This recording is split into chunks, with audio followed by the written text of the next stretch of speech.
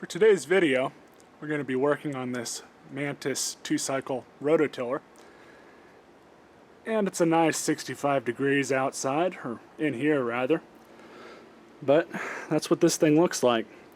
What's interesting about these is they're manufactured by Kioritz Corporation, which is the company that manufactures Echo products. This is actually an Echo motor, and should be pretty simple to get it going again, but I have a new kit for it, as well as a new tune-up kit for the unit. Comes with a set of fuel lines, 2 new gaskets for the carburetor, a brand new carburetor, and a new spark plug. Unfortunately, it did not come with an air filter, but I might have another one of those on hand I can just throw on, so we'll cross that bridge when we come to it. Actually, we can check that right now, because it should be right behind this cover.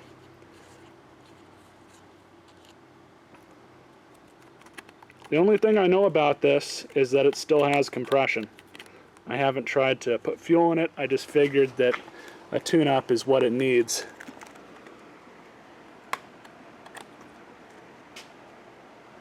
Looks like we had some sort of spider back there that's long been dead. Probably a wolf spider if I had to guess. But there's the air filter. We'll reuse this in the event that I can't find another one. So as far as the carburetor is concerned, these are pretty simple to remove. You just have to remove these 2 screws. And it comes right out. So we will set that aside, and here's this spider carcass I was talking about earlier. Probably a wolf spider. I believe they do bite, but I don't think they're hazardous to humans. Actually, what I will do is just cut them instead of disconnect them, because they're already trashed to begin with. Might not even need to do that, actually. Nope. That one we can cut. And then we have the that throttle cable is in pretty gnarly condition. It does still work though, so you know, I don't think it's going to pose too much of an issue. I'm not planning on selling this thing if I get it going again. I'm probably going to end up keeping it just because these are really handy to have. Almost got it off, and it's definitely gone now. Thankfully there is another one on the new carburetor, but it just flung off and went up against the wall. So, get that out of the way. And I think you can actually remove this, if I remember right. It's been a minute since I've worked on one of these, but there you go. So, don't think there's really much in the way of what I can do there. Get my hazard flashlight and we can have a look at the cylinder. Piston looks in really good condition. Got plenty of compression. Yeah, that skirt looks really good. You guys can't really see it. The side of the skirt looks pretty good.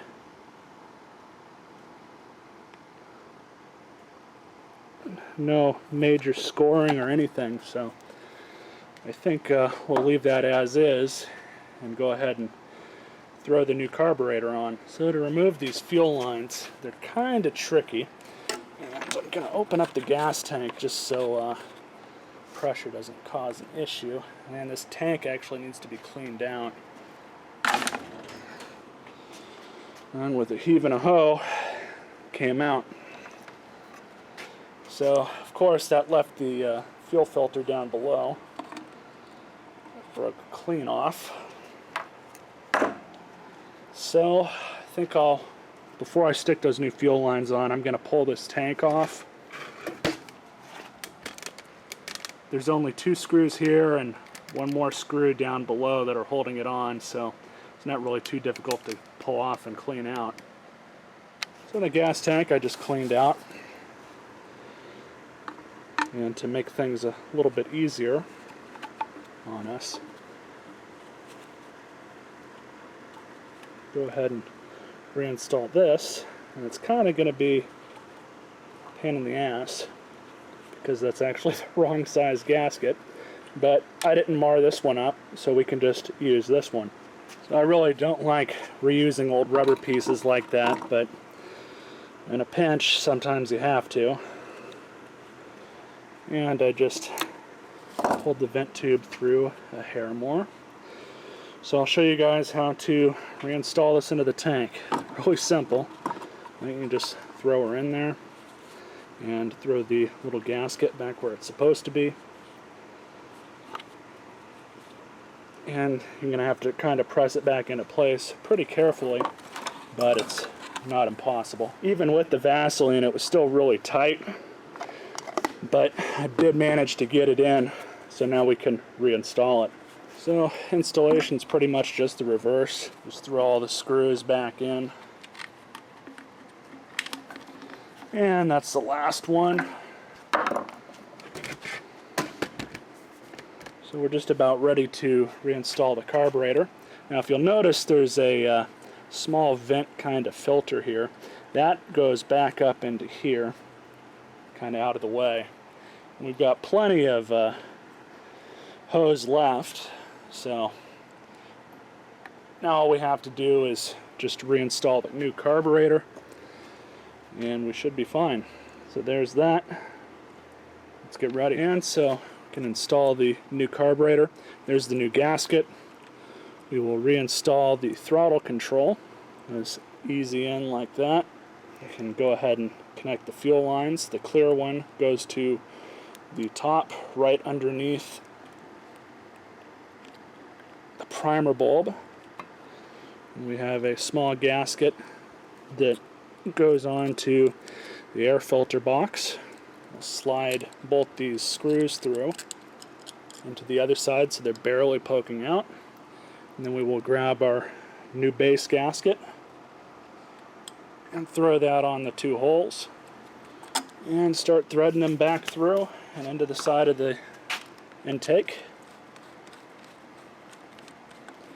Now I'm assuming that this carburetor has been tuned from the factory. Typically that's how a lot of these are, but I will be of course listening to how this thing is running once if I do get it running.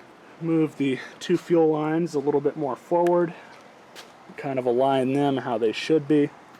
So now we'll take out the spark plug and install the new one.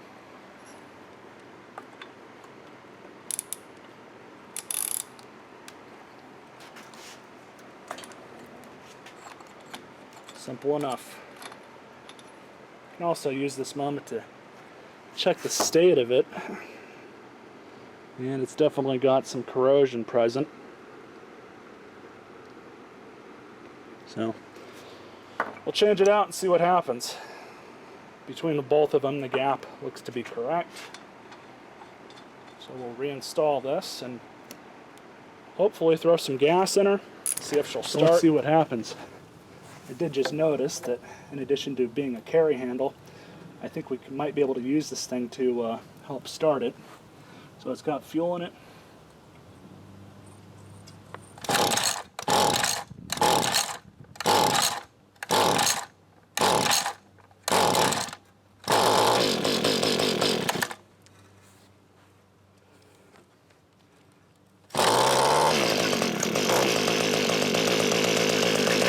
Wanted to take off for me a little bit there.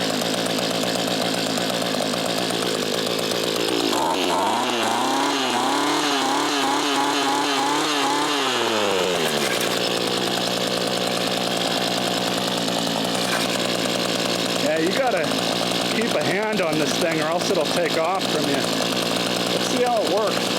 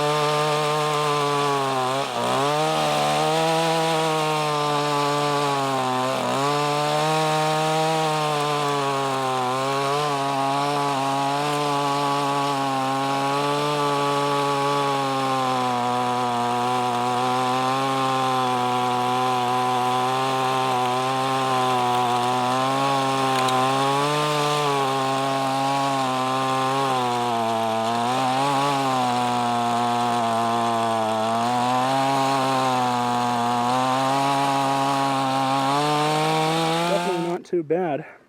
Might need to tune the carb just a hair, but that thing really tears it up for how small it is. That's amazing. Runs really good. These things retail for about 300 bucks brand new. As you guys probably noticed, both the handles are in really bad shape, but you can get a new set of handles off of eBay for like 30 bucks. So it might be worth it just to pick up a new pair of handles and be done with it. Also, I did replace all the connections on the kill switch, but I think the kill switch itself is shot, so I'm going to try and install a new one and see if that rectifies it. But if it's not the switch, it's probably the part that hooks up to the magneto is got corrosion on it. All these other connections had a lot of corrosion on them, and I did my best to clean them off, but it kind of is what it is. So see what happens with that, but if not, you won't stay classy. Hope you guys enjoyed this video.